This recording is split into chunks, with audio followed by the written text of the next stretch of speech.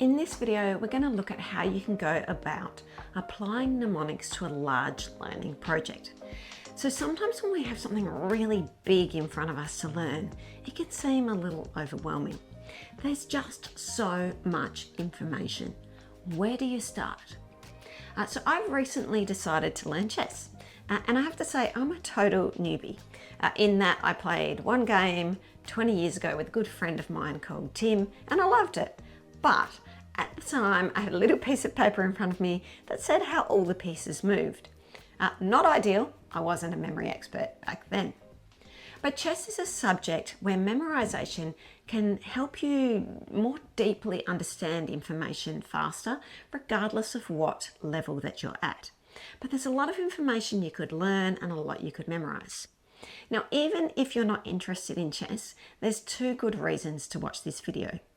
One, it'll help you work out how to tackle your own large learning project, because it's the same process that I would apply for, getting a new qualification, studying maybe at university, or maybe even learning a whole heap of information for a new job that I've just got that I want to do well at.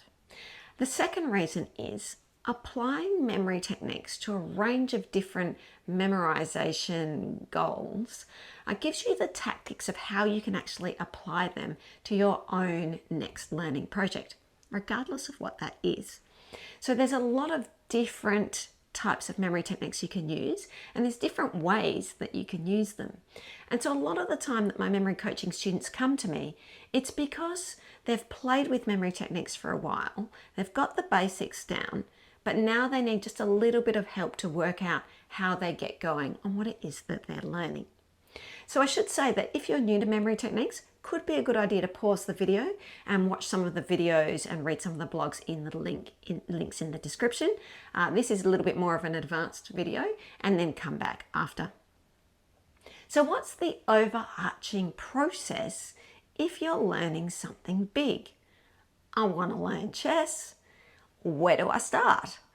And it's basically these same 6 steps that I follow every time, thereabouts. So step number 1 is to work out at this stage what it is that you need to memorize and gather that data together. So I'm at the very beginning. So I know from my experience what I need to learn is, first of all, how do these pieces move? So I gathered together that information and I put it in a nice little document ready for me to memorize. Step number 2 is to consider what type of memory technique might be appropriate in this situation. Now, it's good to keep an open mind here. At this point, you're just sort of troubleshooting, thinking through it. You might find when you start memorizing, you change it a little bit, and that's fine. But basically, I'd be asking myself questions like, would a memory palace be appropriate? And the types of questions you want to think about there are, is this a really large set of data? Do I need to remember it in some sort of order? Or would some sort of order give me extra learning that I didn't even try to get? Which, if you've done a little bit of memory training, you sort of understand where I'm going with that. You also want to start thinking about, do I need some sort of code, like how we remember numbers, or if I was doing like computer coding, or later on down the track, if I'm memorizing a whole sequence of moves in chess, then I would need a notation code system to remember. That's one for later. So at this point, thinking about the data that I've got, it's pretty straightforward. It's just like a piece and how does it move. So I can actually use the piece as the hook to bring back the information. I don't need a memory palace here.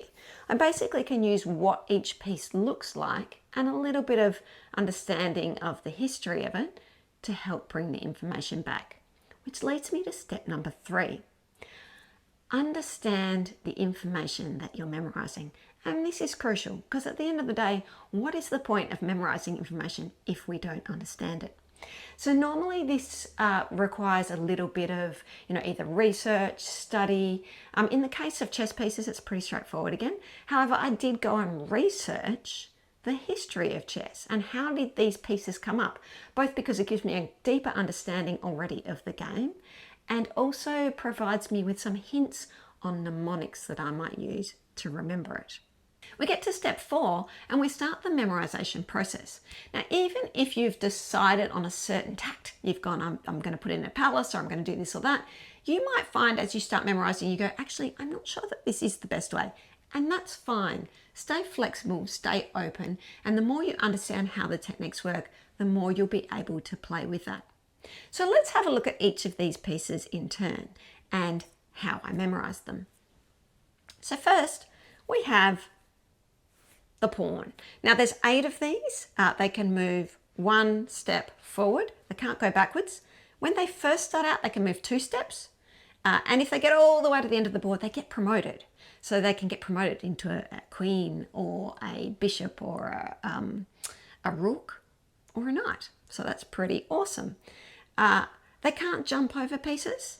And when they capture, they actually capture on diagonal. So they go forward and they get a piece and they capture it. So pretty cool. So from my reading, pawns were originally the foot soldier. You know, they symbolize infantry and they're the most numerous piece. There's 8 of them. And when you're looking at the piece itself and starting to sort of put this together in a mnemonic, you can kind of see that the shape makes sense. It's not very descriptive. It looks like infantry. Everyone needs to be the same. They're dressed the same and they work as one. They're not unique or jumping out. So that matches the shape. Likewise, they can only move forward by 1. And this also matches infantry to me. So, you know, limited movement on foot. And I kind of explain to myself, or I make up a little story about, well, when they first start out in infantry, their superiors maybe give them a little bit of leeway to stuff things up. And that's why when they first move, they can move 2 steps if they want, but only on the first time. After they've started, they're not able to leave the war, so they can't retreat. That means they can't move backwards. To remember they're worth 1 point, I kind of think of the same reasoning. You know, they're the last piece in the war game here, and they're the highest supply, so it kind of makes sense to me they're only worth 1. I actually also used my number system, but it's not really needed here for you, so, you know, there's not really many pieces to learn. For the information that they captured diagonally, I just kind of take the story a bit further and I see an infantry soldier lunging out on a diagonal and aiming to shoot. And as for being promoted, well, it still makes sense with infantry. You know, if they make it all the way to the end of the board, to the end of the war, as an infantry soldier, you know, you've served your time, you've survived without being captured, and you may well be promoted. Next, we have the knight. The knight is worth 3 points, and it's a funny little creature because it can move in an L shape, so 1 step forward, 2 along, or it can go 2 forward, 1 along. It can also go backwards, and it can also jump, which is making it pretty handy. It's the only piece that can do that.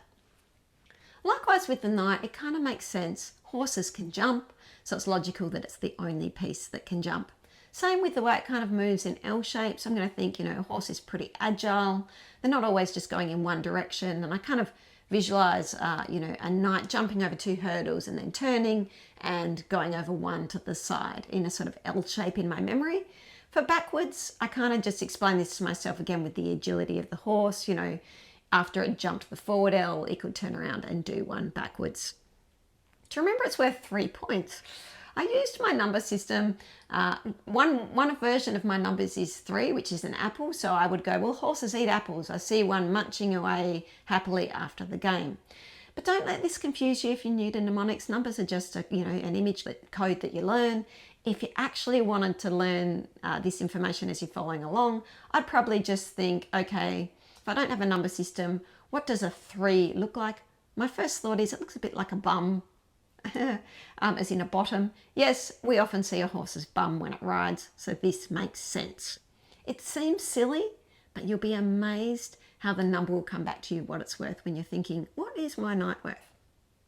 We have the bishop, also worth 3 points. It can move as far as it wants on the diagonal colour that it starts on. So if it starts on white, for example, then it can move all the way along those, as long as there's nothing in its way. For the bishop, historically, this piece was an elephant and then later in Europe rebranded to represent the religious authority.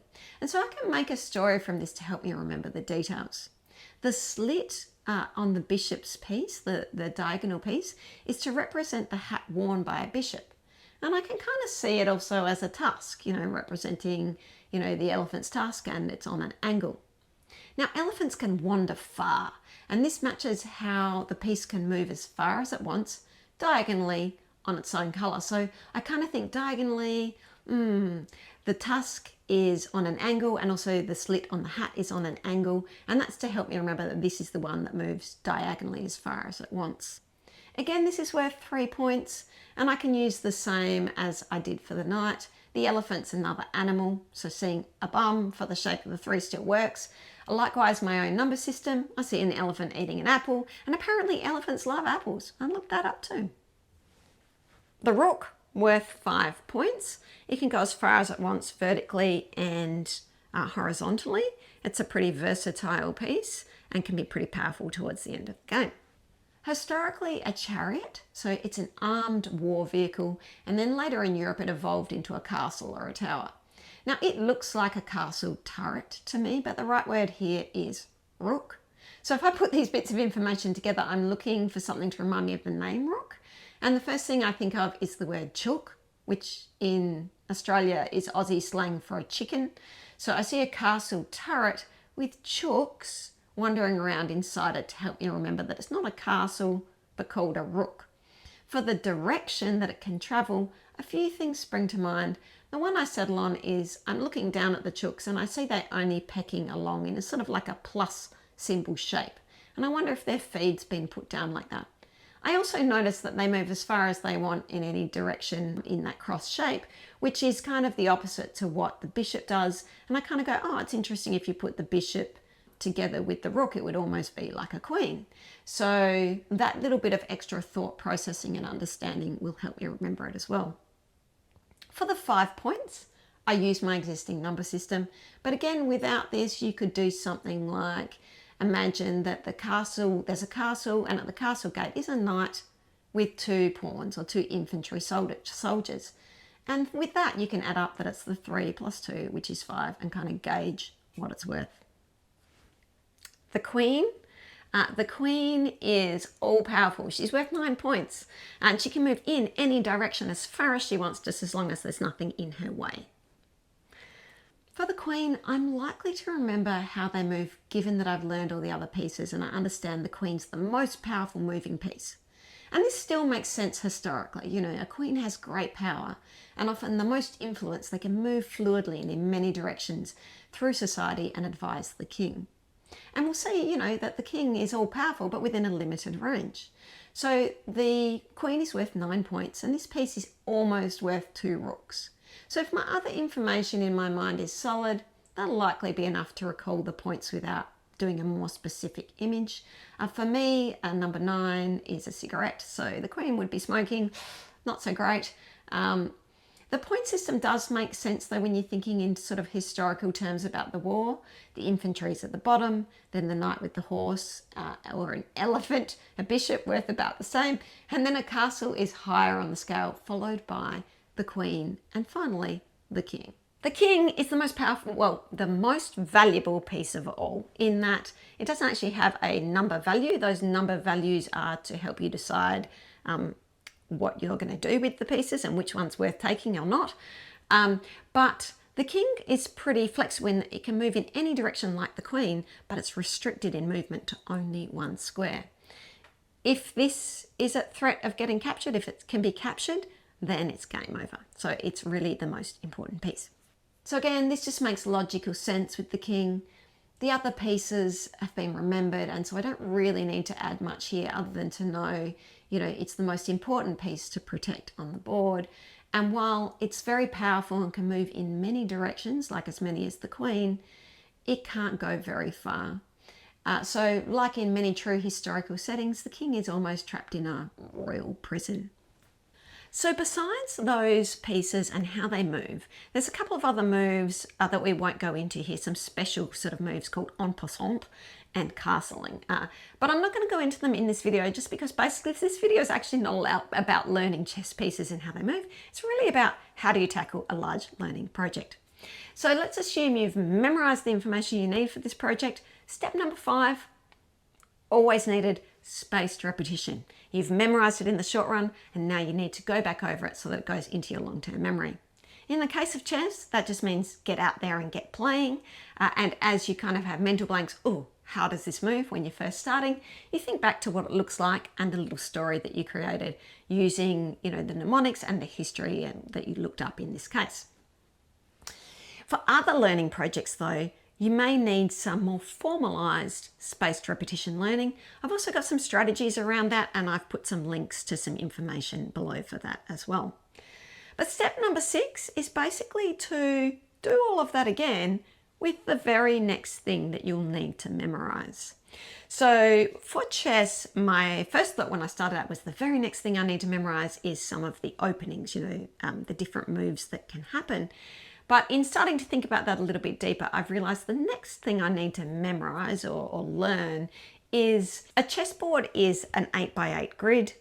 It's got numbers and letters and numbers, I should say. So I basically need to just create a notation image number system that means that I'll very easily be able to remember long series of moves should I choose to do so. But basically for whatever your learning project is, it's really important to go, okay, what is the very next thing that's going to help me along the way? But also be aware that there is most likely, after you've done memorization, can be sometimes long periods where you need to understand, study, practice what you've memorized and other information before you're ready to move on to the next memorization step. Because at the end of the day, we want to learn, not just memorize. So I do hope that helps you get started on your next big project. If you like this video, please do give it a thumbs up. And if you're not already a subscriber to my channel, please do so. And that way you'll know when my new videos come out.